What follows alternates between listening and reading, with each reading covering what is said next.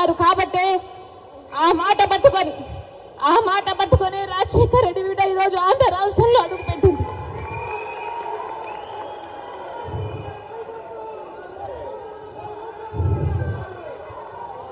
ప్రత్యేక హోదా లేకపోతే ఆంధ్ర రాష్ట్రానికి భవిష్యత్తే లేదు.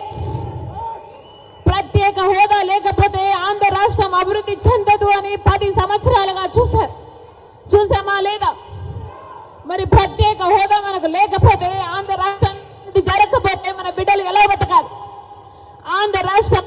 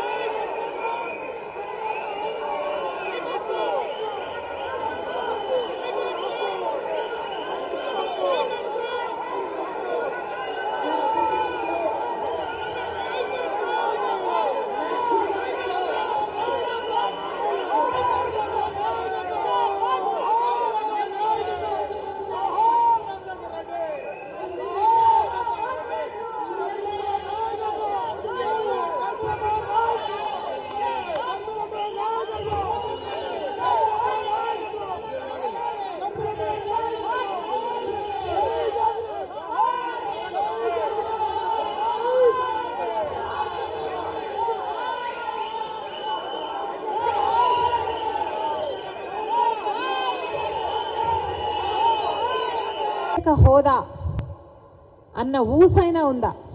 మనం మాట్లాడుతున్నాం, కాంగ్రెస్ పార్టీ మాట్లాడుతుంది. మనం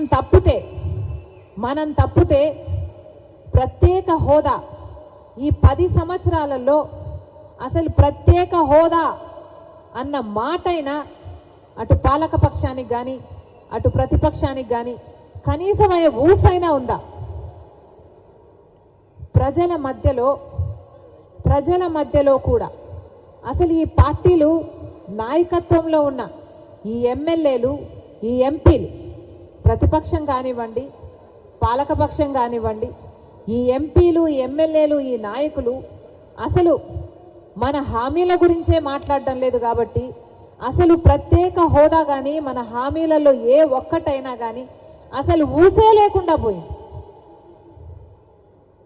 ఇది ఏం కర్మ అని అడుగుతున్నాం.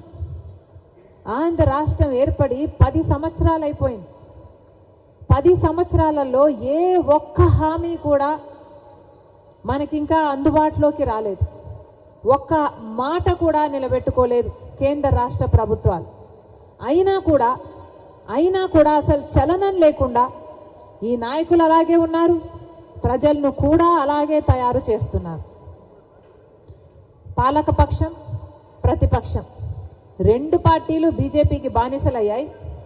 వాళ్ళు బానిసలు కావడమే కాకుండా ఈరోజు ఆంధ్ర రాష్ట్ర ప్రజలందరినీ బీజేపీ పార్టీకి బానిసలు చేయాలని చూస్తున్నారు. వాస్తవం కాదా?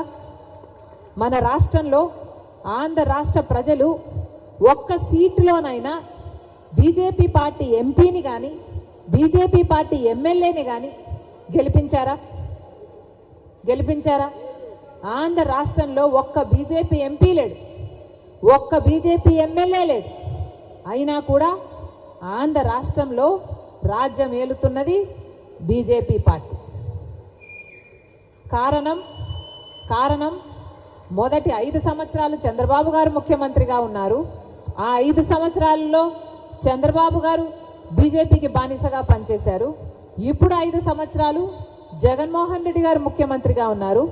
జగన్మోహన్ రెడ్డి గారు ఈ 5 సంవత్సరాలు అదే బీజేపీ పార్టీకి మళ్ళీ బానిసయ్యారు. ఎంత ఆశ్చర్యం. ఒక్క సీటు గెలవలేదు బీజేపీ పార్టీ మన రాష్ట్రంలో. ఒక్క ఎమ్మెల్యే గెలవలేదు, ఒక్క ఎంపీ గెలవలేదు. అయినా రాష్ట్రంలో అధికారంలో ఉన్నది ఏ పార్టీ రా అని చూస్తే ఈ 10 ఏళ్ళు ఏ పార్టీ అధికారంలో ఉంది? బీజేపీ పార్టీ అధికారంలో. చంద్రబాబు గారు అధికారంలో ఉన్నా బీజేపీ పార్టీ అధికారంలో ఉన్నట్టే. జగన్మోహన్ రెడ్డి గారి అధికారంలో ఉన్నా బీజేపీ పార్టీ అధికారంలో ఉన్నట్టే. ఇది కాదా వాస్తవం? ఇది కాదా జరుగుతున్నది? ప్రత్యేక హోదా అన్న అంశం మన రాష్ట్రానికి, మన బిడ్డలకి, మన భవిష్యత్తుకి ఎంతో విలువైంది, ఎంతో అవసరమైంది. ఎందుకంటే ప్రత్యేక హోదా వస్తే పరిశ్రమలన్నీ ఉరుక్కుంటూ వస్తాయి.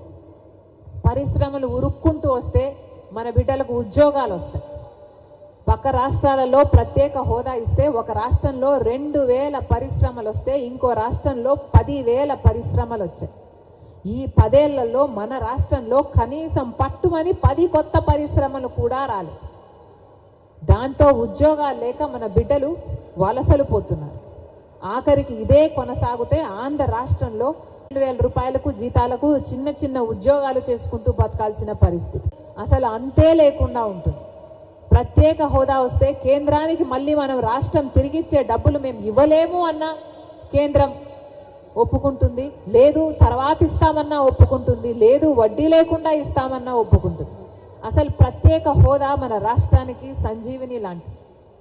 ప్రత్యేక హోదా లేనిదే మన రాష్ట్రం ముందడుగు వేయలేదు. ప్రత్యేక హోదా లేనిదే మన రాష్ట్రం బాగుపడదు. మనకు కొత్త రాజధాని ఎంత అవసరమో అందరికీ తెలుసు. మనకి ఈ రోజుటి వరకు 10 సంవత్సరాలు అయినా కూడా మనకు రాజధానియే లేదు. పెద్ద గొప్పగా మాకు హైదరాబాద్ అవసరం లేదు అని ఎప్పుడో తిరిగి ఇచ్చేశారు. 10 సంవత్సరాలు కంబైన్డ్ క్యాపిటల్గా ఉన్నా కూడా ఈ నాయకులు. పోనీ ఇక్కడ రాజధాని ఉందా అంటే ఉందా? ఇక్కడ రాజధాని ఉందా? ఇక్కడ రాజధాని చంద్రబాబు గారేమో అమరావతి అంటారు. అమరావతి గురించి సింగపూర్ను చేస్తానని చెప్పి 3D గ్రాఫిక్స్ చూపిస్తారు. జగనన్న గారేమో లేదు మాకు ఒకటి సరిపోదు 3 రాజధానీలు కావాలి అంటారు. పోనీ